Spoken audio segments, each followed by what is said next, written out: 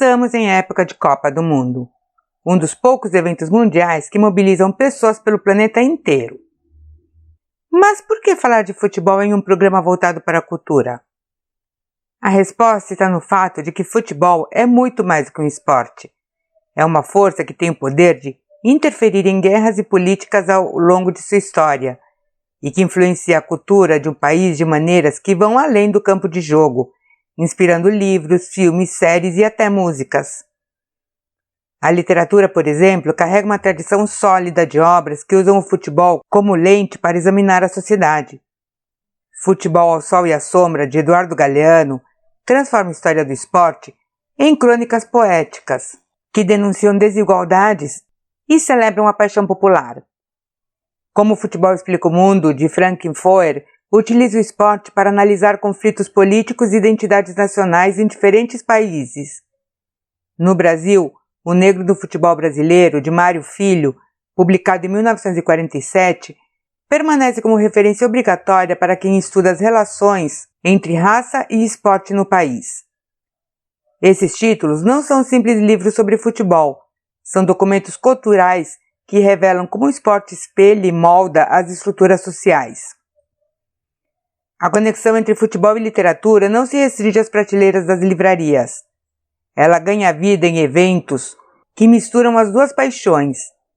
A Festa Literária Internacional de Paraty, a FLIP, já recebeu em suas edições nomes como Chico Buarque e Mia Couto, autores que, embora não sejam especificamente especialistas em esportes, participaram da já tradicional partida de futebol do evento. Em São Paulo, a Praça Charles Miller, batizada em homenagem ao inglês que introduziu o futebol no Brasil no final do século XIX, cedia anualmente uma feira de livros organizada pela Associação 451. Este ano, a Feira do Livro reuniu quase 200 editoras e um público de cerca de 100 mil visitantes. A escolha do local não foi acidental. A praça onde o futebol brasileiro nasceu tornou-se o palco de uma conversa sobre livros, provando que o esporte e a literatura compartilham o mesmo território simbólico. O cinema também registrou essa intersecção. Heleno, de José Henrique Fonseca, retrata a decadência do jogador Heleno de Freitas como tragédia individual, que reflete as contradições do Brasil no pós-guerra. Pelé, o nascimento de uma lenda, dos irmãos Zimbalist, reconstrói como um garoto pobre do interior, se tornou figura capaz de unificar uma nação fragmentada. Esses filmes não contam apenas histórias de gols e títulos, contam histórias de classe, raça e poder. A música, por sua vez, transformou o futebol em hino e protesto. Futebol, de Sérgio Mendes, de 72, é apenas um exemplo entre as dezenas de canções que celebram o esporte. Em outros países, o hino Three Lions, da Inglaterra, virou símbolo de esperança e frustração alternadas. Na Argentina, o rock nacional incorporou o futebol como elemento de identidade popular. O futebol é mais que um simples esporte. É linguagem que atravessa fronteiras, gerações e mídias. Em tempos de Copa do Mundo, quando bilhões de pessoas acompanham os mesmos jogos, o esporte se torna o maior espetáculo cultural do planeta. Não é à toa que escritores, cineastas e músicos recorrem a ele para dizer algo sobre o mundo. O futebol, afinal, mostra muito mais do que placares. Heleno, dirigido por José Henrique Fonseca e lançado em 2011, é um filme biográfico sobre o jogador de futebol Heleno de Freitas, ídolo do Botafogo nas décadas de 40 e 50.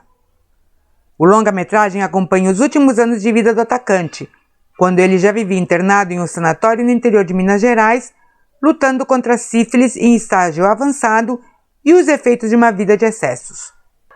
Rodrigo Santoro interpreta Heleno com uma intensidade que evita a caricatura do gênio torturado. O autor incorpora a arrogância do jogador, que se considerava superior a todos em campo, e a fragilidade que envia o corpo e a mente se deteriorarem. O filme alterna entre o presente no sanatório e flashbacks que reconstroem a trajetória do atleta.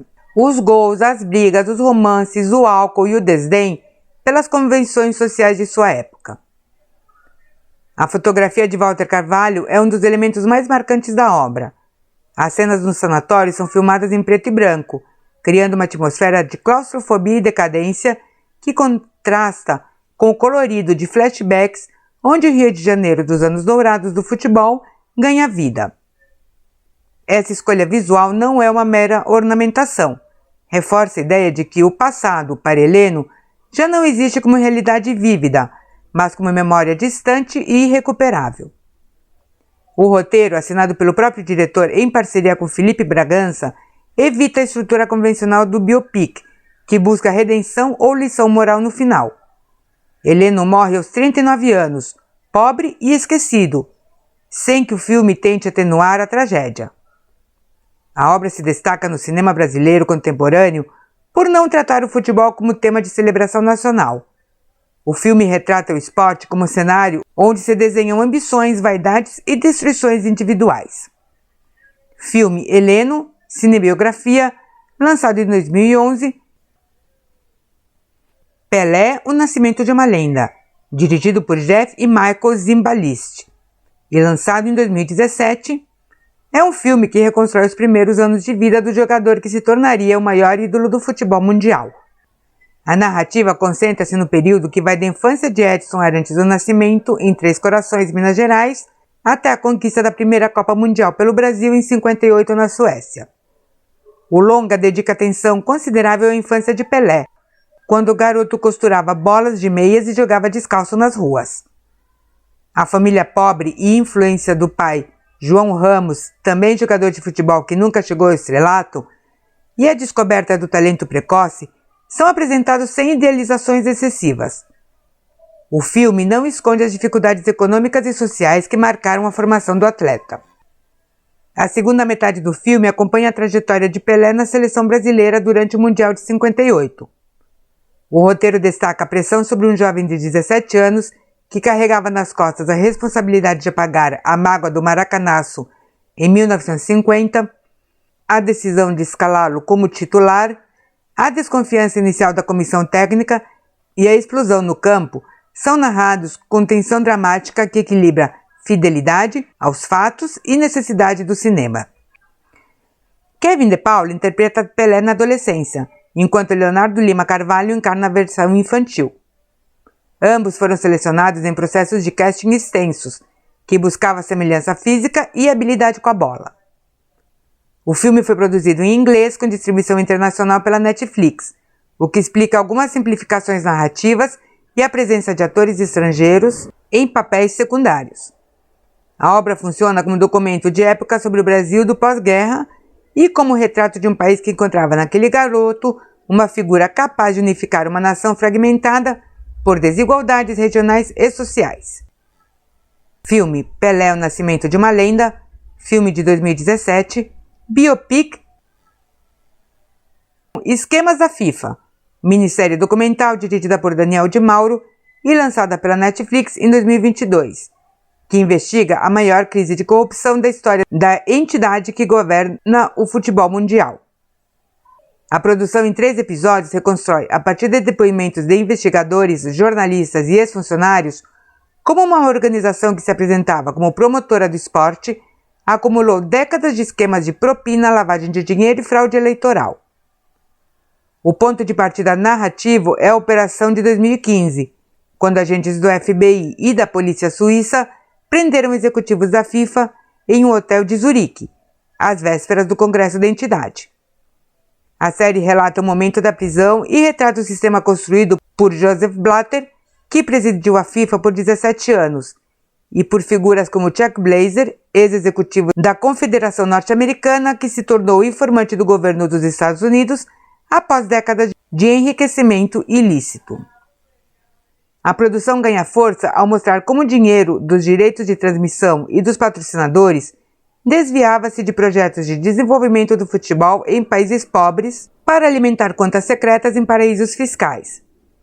Há depoimentos de jornalistas que, por anos, publicaram denúncias ignoradas pela grande mídia esportiva e de promotores que descrevem a dificuldade de investigar uma organização que gozava de status de entidade internacional com imunidade e privilégios diplomáticos.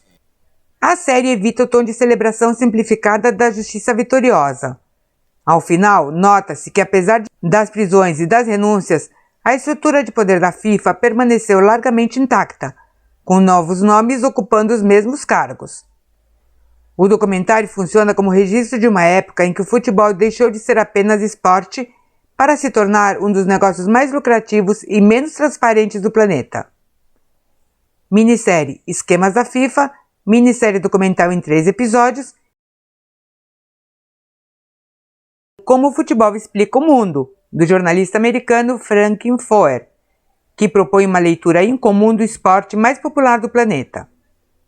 Ao invés de se concentrar em táticas ou estatísticas, Foer utiliza o futebol como lente para examinar conflitos políticos, identidades nacionais e tensões sociais em diferentes países.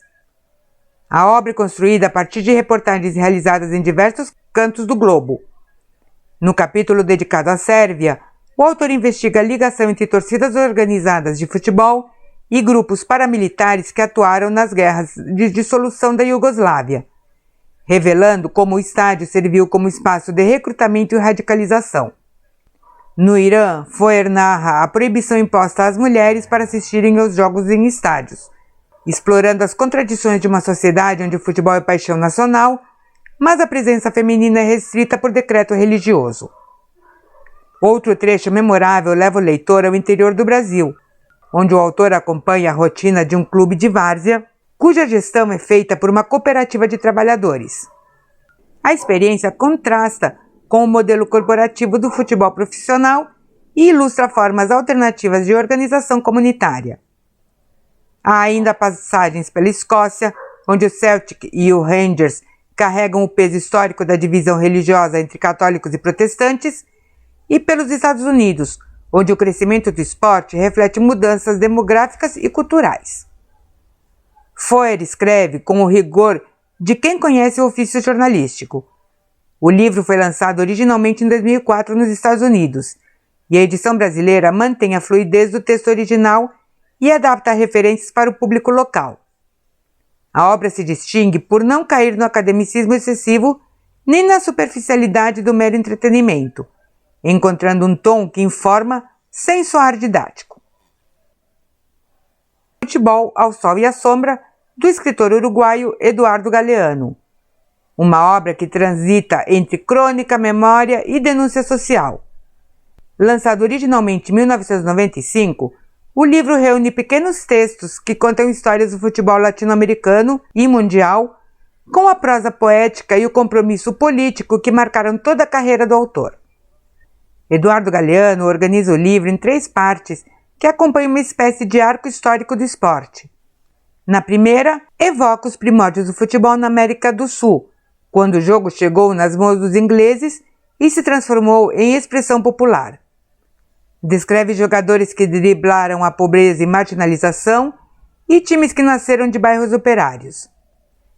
A segunda parte mergulha na Era de Ouro, quando o futebol sul-americano rivalizava com o europeu em talento e paixão, e quando nomes como Pelé, Garrincha e Maradona se tornaram mitos vivos. A terceira parte, mais sombria, examina como o esporte foi devorado pelo dinheiro, pela violência e pela corrupção, perdendo parte de sua alma. O tom é sempre pessoal e afetivo. Galeano não esconde sua posição, torce para o futebol jogado com alegria, odeia o futebol calculista e denuncia as desigualdades que o esporte reflete e amplia. Quando fala da Copa de 78 na Argentina, não se limita a elogiar a vitória da seleção local. Ele recorda que o regime militar usou o torneio para maquiar crimes de Estado. Quando menciona o Maracanazo, o famoso 2-1 do Uruguai sobre o Brasil em 1950, evoca o silêncio de 200 mil torcedores como um momento de tragédia coletiva. Galeano morreu em 2015 aos 74 anos, deixando uma obra em que o futebol aparece como metáfora das injustiças e das pequenas redenções possíveis na América Latina. Entre Vândalos, do jornalista Bill Buford, um relato em primeira pessoa sobre a imersão do autor no universo das torcidas organizadas de futebol na Inglaterra nos anos 80. Lançado originalmente em 1990, o livro nasceu de uma reportagem que Buford desenvolveu para a revista The New Yorker, quando decidiu abandonar a postura de observador distante e viver de dentro a violência que assolava os estádios britânicos. Buford passa anos acompanhando grupos de torcedores do Manchester United, viajando com eles para jogos dentro e fora da Inglaterra, frequentando bares, estações de trem e os próprios estádios. O relato não se limita à descrição das brigas, embora elas estejam presentes com crueza.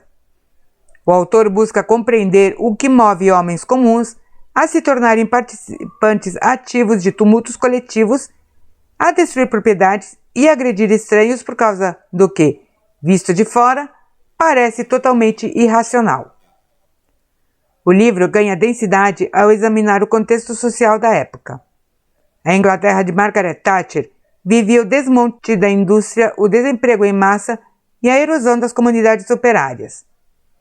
Os estádios de futebol funcionavam como espaços onde a raiva reprimida encontrava válvula de escape.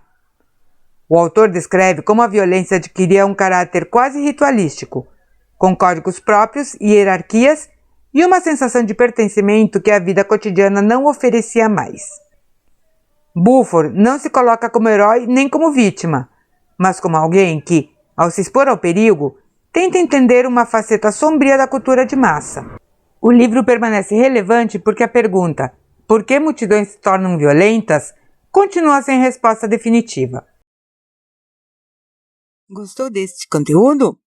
Então curte, comenta, compartilha e já se inscreve para não perder nenhum vídeo. E por hoje é isso. Até a próxima e beijos!